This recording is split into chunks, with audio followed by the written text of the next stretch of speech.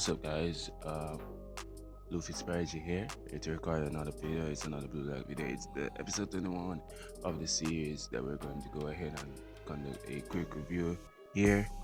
If you guys enjoy the content that we're producing, ensure to leave a like and subscribe. As mentioned, I do know that we're not uploading as often as much, but we do want to get back to uploading once more.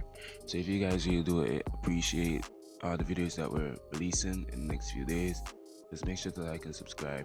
Leave a comment down below to suggest which anime that you would like to see us review.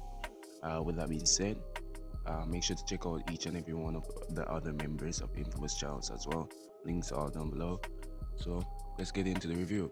So this episode is a lot more strategic than the other previous episode. Like, when you actually take a second to analyze what is actually going on, you can see that it's, as I mentioned, it's a lot more strategic. And don't get me wrong, I love the strategic back and forth going on here, especially now that RIN is starting to show his full hand.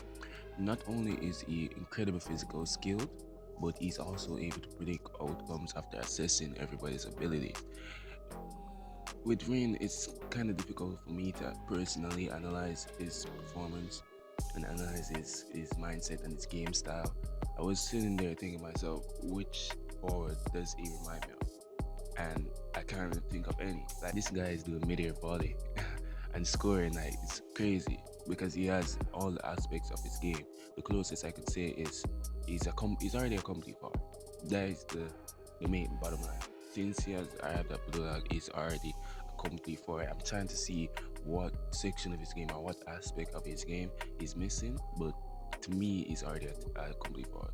The closest I could say is perhaps Ronaldo. I'm not sure. He has a lot of attributes which Cristiano Ronaldo did not have when he was a youngster, and even when he would have morphed into a striker. Like, his technical abilities on the ball to pick out the pass, the vision, all of that. I'm not sure how to describe it, and I know that there are other players in the series that will come into fruition, and he's a lot better than him. But for now, he's definitely number one for a reason. Now, it's definitely an extension of Isuke's ability, and I'm glad he's aware that unless he can elevate himself past Rin's level, then he'll never be the best striker in the world. As I was saying in the last review, what happens when two players see the exact picture or has the same amount of vision? They both arrived at the same point at the same time. But the thing is, with RIN, he just have that physical attribute which can allows him to be one step, two step ahead of Misagi, which is a bit frustrating on Misagi's part. That's the reason as to why he hasn't really gained a foothold in this game, with most of their plays being through unpredictability. And we're gonna get to that in a minute. So far, the team is just barely able to get by thanks to combine the full range of their abilities together as well. But that is certainly has its limits.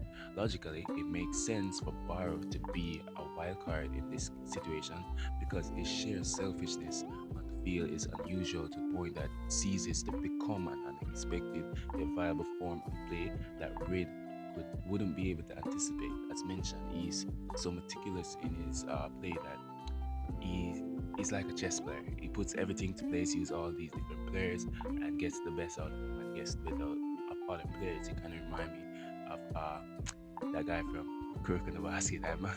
And I still remember his name, but yeah. So it's funny considering that these guys are at a facility that is basically constructed with the intention of crafting the ultimate egoist player. But seeing RIN getting caught off guard is also satisfying as well. I look forward to more moments like that. I also wouldn't be surprised if this match goes on for an extended period, considering how many gears it feels everybody needs to go through in order to grasp a victory, even for the likes of RIN, because on the last match, he wasn't even at 50%, I would say, and he still was able to devour all the players on the field. Now he has to step it up, he has to get serious so that it shows that Isuke and his teammates have improved. That being said, I'm genuinely surprised at the direction the show is taking BACHIRA. No, BACHIRA is funny to me. Like, as mentioned, I'm analyzing all the different players and all. Like, which players their prize remind me of. With BACHIRA, I know a lot of you guys would say it reminds you of Messi just because of his sheer dribbling ability. That's facts. But there's more to his game which I think is actually in opposite towards Messi's playing style. Yes, he is very good on the ball. He's a brilliant dribbler. But as mentioned in this episode, he's the type of player who relies on someone else to get the best out. He just wants to play with a certain type of player, which led me to my conclusion that he most reminds me of Jadon Sancho, especially at this Borussia Dortmund stage, where Sancho is a creative winger, a dribbler. He looks for 1-2 link-up plays, and he always looks to create chances for his teammate and then perhaps create a chance for himself. Sancho's idol is Ronaldinho.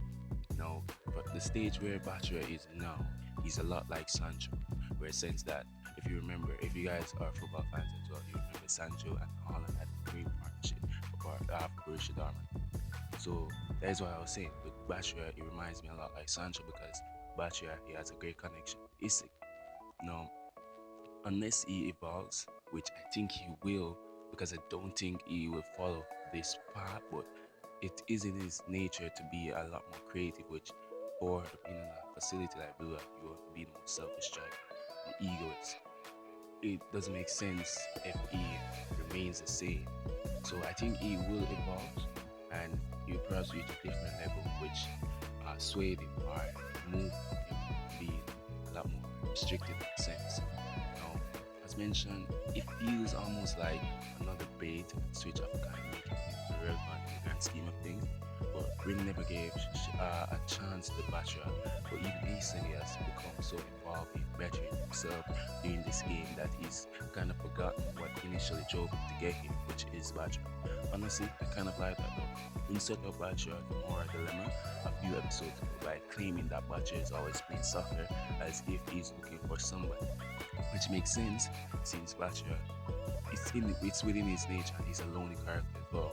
But as mentioned, this is the art where I think he will reach another stage. He will perhaps awaken and then he will be complete, but not in a sense that he's fully complete, but he's on the path of being complete. I don't think BACHIRA ever considered what would happen if he found other monstrous players like him only for them to want nothing to do with it. It's almost like a kick in the teeth considering that BACHIRA grew up feeling abnormal because he was so skilled, but now he's surrounded by people that are even more abnormal than he is.